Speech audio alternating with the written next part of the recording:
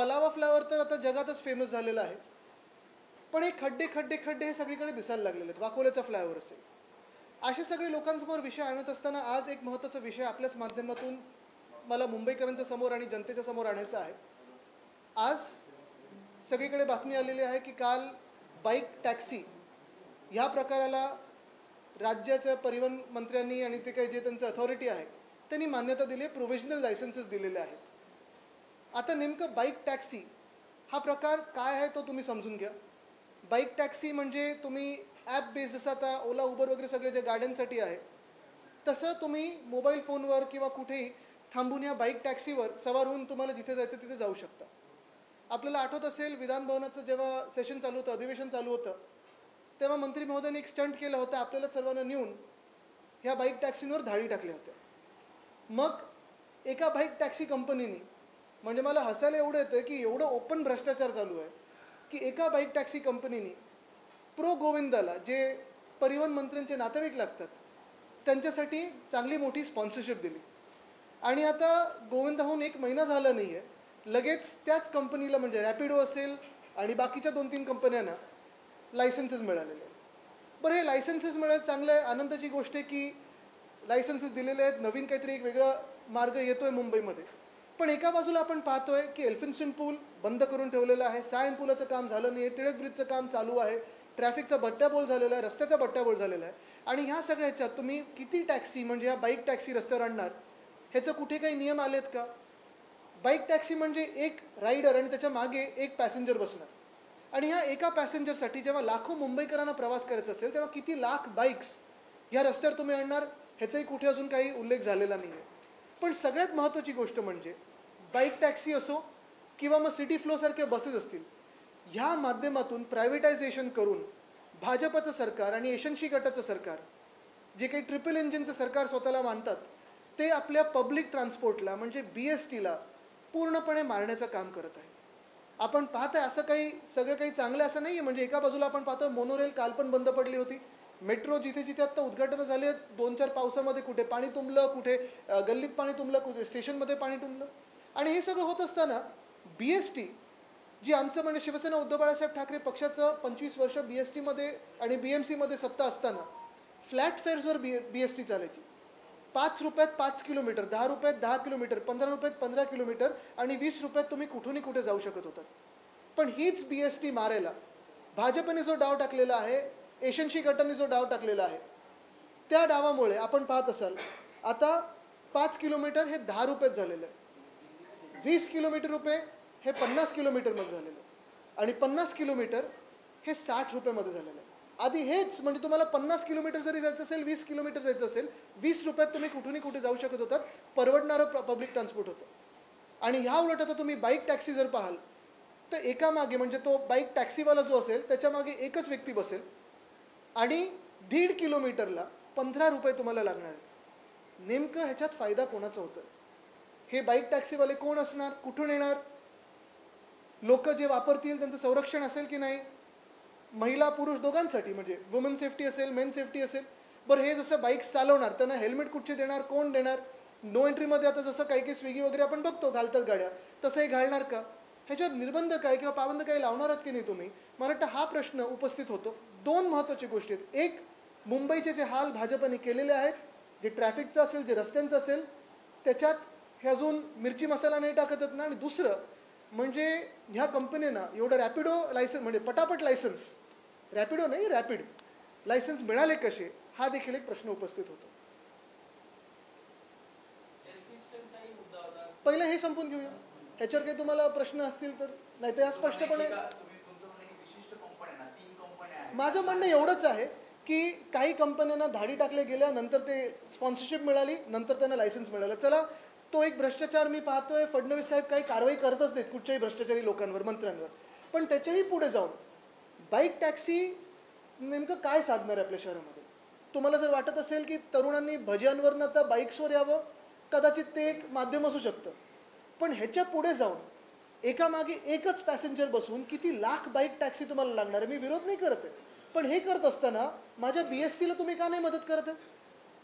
बीएसटीला जी गरज आहे आता बसेस वाढवण्याची, बीएसटीला जी गरज आहे फंड देण्याची, ते तुम्ही का नाही देता?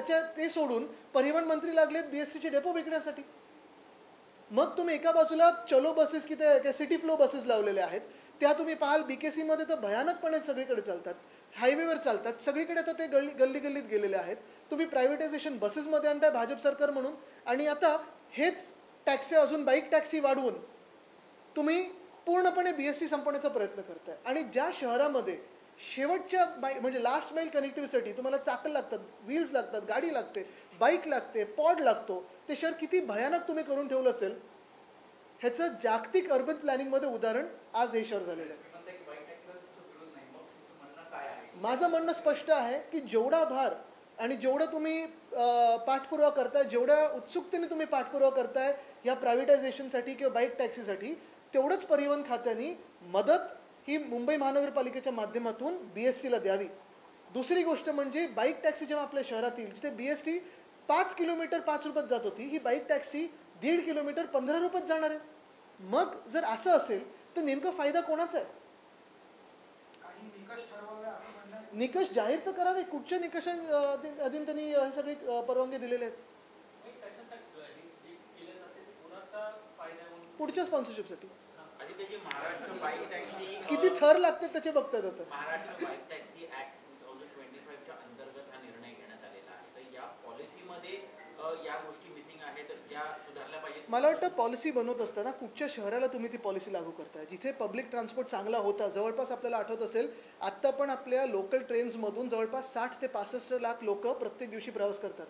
बीएसटी जेव्हा आमचं प्रशासन होतं 25 वर्ष मुंबई महानगरपालिकेत, पीकला बीएसटीच्या जेव्हा मी फ्लॅट फेअर केले होते गेले 5 वर्ष, तेव्हा त्या फ्लॅट फेअरमुळे आणि वाढत्या बसेसच्या संख्येमुळे जवळपास 30 ते 35 लाख लोक प्रतिदिन त्याच्यातून प्रवास करायचे. एवढी संख्या ह्या बाईक टॅक्सी घेऊन जाणार आहेत का? मग मदत तुम्ही कोणाला केली पाहिजे? प्राधान्य तुम्ही कोणाला दिलं पाहिजे? बसेसला दिलं पाहिजे. पण बसेसमध्ये पण तुम्ही प्रायव्हेटायझेशन करताय, इथे बाईक टॅक्सी आणताय, म्हणजे पूर्णपणे मुंबई महानगरपालिकेचं असेल किंवा बीएसटीचं असेल जे काही नेटवर्क आहे तुम्ही मारण्याचा प्रयत्न करताय, आणि हे अधिकृतरित्या भाजप सरकार करत आहे. नाही, आता ह्या बाईक मध्ये टेस्ला बाईक येणार आहेत का की इथेनॉलवर चालणार आहेत का अजून आम्हाला माहित नाही. 1.5 किलोमीटरसाठी 15 रुपयाचा रेट लावलेला आहे. मात्र ओला उबेरवाल्यांची अनेक दिवसांपासून मागणी आहे, त्यांनी स्ट्राईक सुद्धा बंद केलेली आहे. आताही अनेक लोकांना ओला उबेर मिळत नाही लवकर.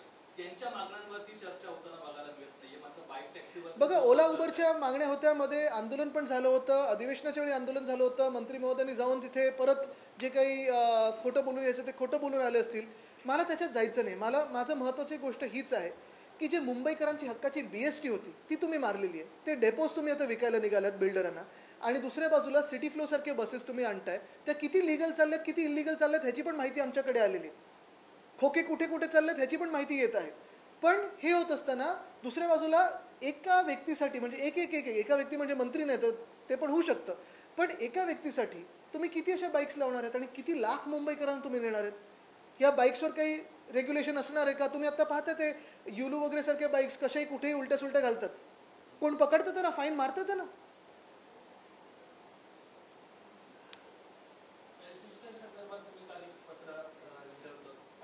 हेच सगळं ना, ते ट्रॅफिकचं. आता एल्फिन्स्टन ब्रिज बंद केल्यानंतर सायनचा पूल आपण पाहतो अजून पूर्ण झाला नाही, तो अजून बंदच आहे. टिळक ब्रिजवर काम चालू आहे. करी रोडचा ब्रिज आत्ता तुम्ही पाहताय, आजूबाजूला ट्रॅफिकचे काय हाल आहेत. महत्वाची गोष्ट हीच आहे, मी काल सीपीनं लिहिलेलं पत्र की मुंबईमध्ये आणि साधारणपणे हे ईस्ट वेस्ट कनेक्टर्स दक्षिण मुंबई किंवा मध्य मुंबईमध्ये जे आहेत त्यासाठी ट्रॅफिक पोलिसांची फौज वाढवावी किंवा महाराष्ट्र सिक्युरिटी फोर्स द्यावं तिथे, आणि तिथे ट्रॅफिक रेग्युलेट करावं.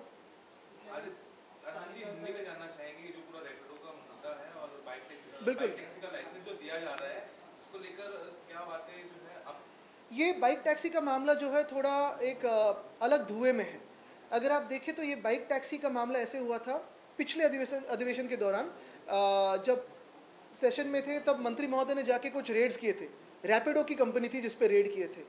उसी के एक महीना अंतर में आपने देखा होगा कि मंत्री महोदय के बेटे का प्रोग्राम था, उसी प्रोग्राम को रैपिडो ने स्पॉन्सरशिप दी थी.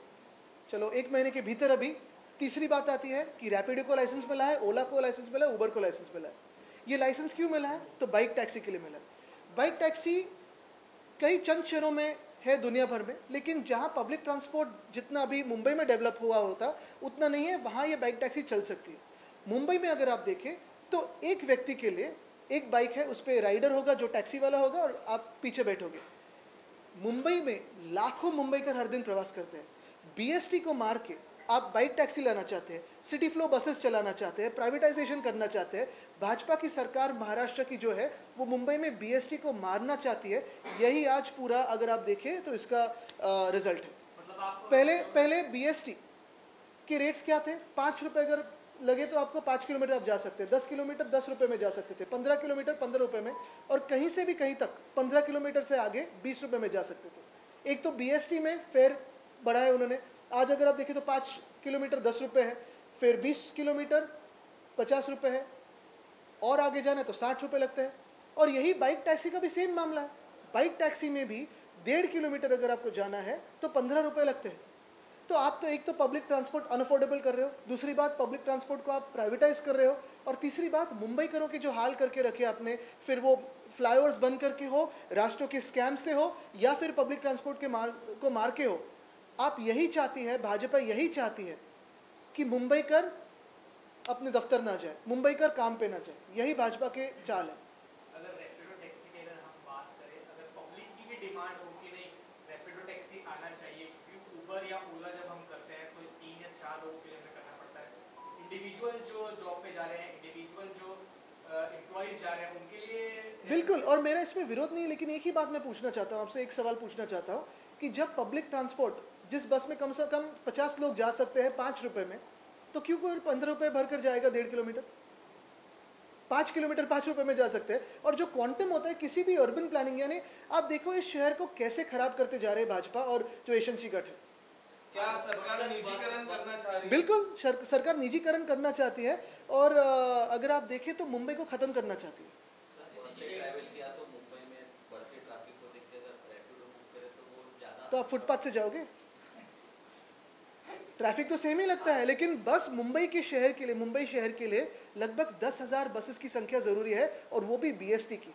उसमें हमने जो स्टडी किया था, WRI थी, बहुत सारे ऐसे इसमें एजेंसीज थी, उन्होंने जो स्टडी किया था, जैसे लंदन में 9,000 बसेस है, मुंबई की अगर आप देखें लोक संख्या तो मुंबई के लिए 10,000 बस, उसमें भी mini, medium range, long range buses, और 900 डबल डेकर इलेक्ट्रिक बस हम लाना चाहते थे।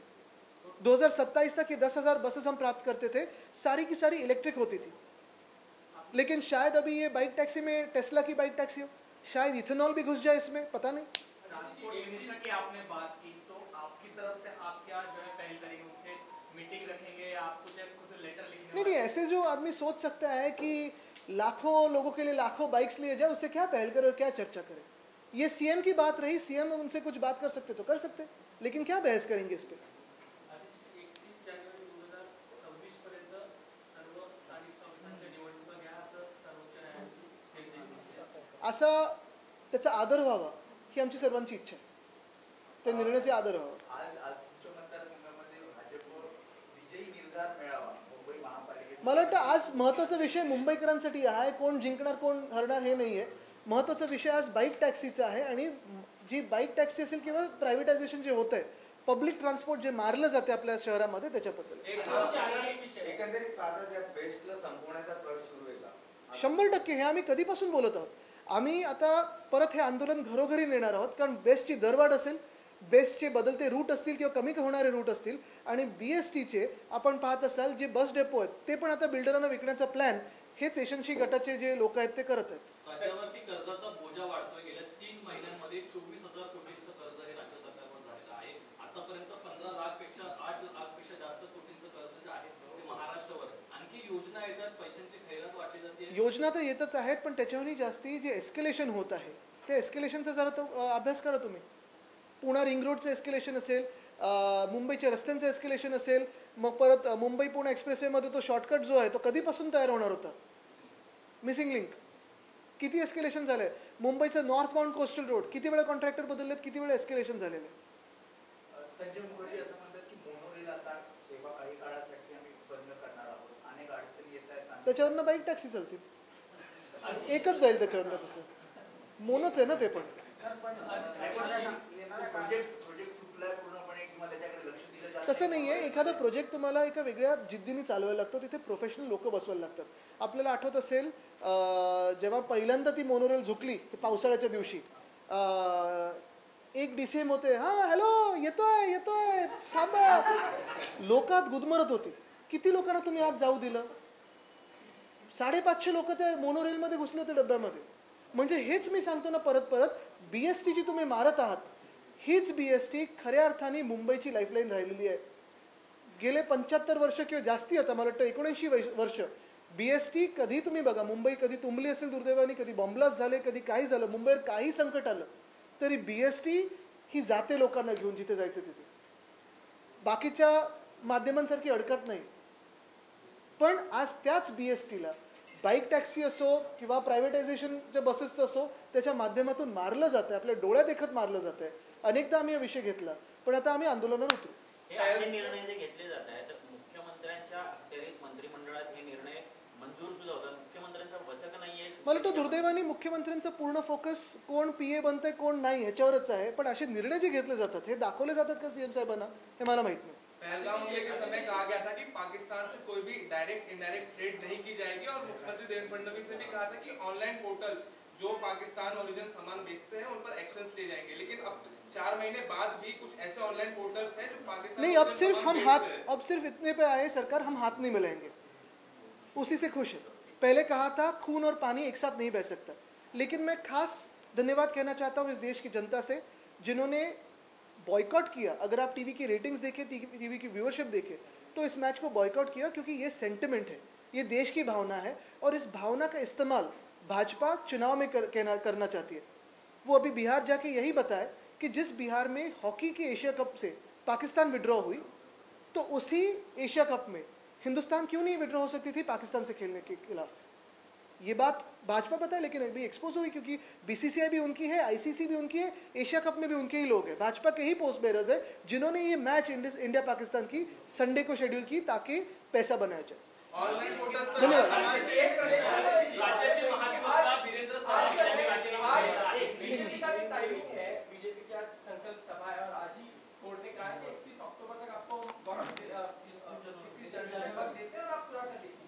हालांकि चुनाव आयोग कहता रहा कि हमारे पास EVM मशीन नहीं है, हमारे पास लोग नहीं, इसलिए हमें वक्त बढ़ाना चाहिए. यही चुनाव आयोग है जो वोट चोरी को सपोर्ट करता है. यही चुनाव आयोग है जो वन नेशन वन पोल की बात करता है. खैर, उनके पॉलिटिकल प्रोग्राम को मैं ज़्यादा कुछ ध्यान देता नहीं हूँ. आज मेरी मुंबई के शहर के जो हालात उन्होंने करके रखे, उसी पे मैं बात करना चाहता हूँ. जो BST वो मानना चाहते हैं, उस पर मैं बात करना चाहता हूँ. राज्य सरकारला कायदेशीर सल्ला देणारे महाधिवक्ता वीरेंद्र सराफ यांनी काही कारणास्तव राजीनामा दिलेला आहे. काय वाटतं आपल्याला? नाही, ते अजून समोर आलं तरच बोलू शकतो. अंतर्राष्ट्रीय बरोबर.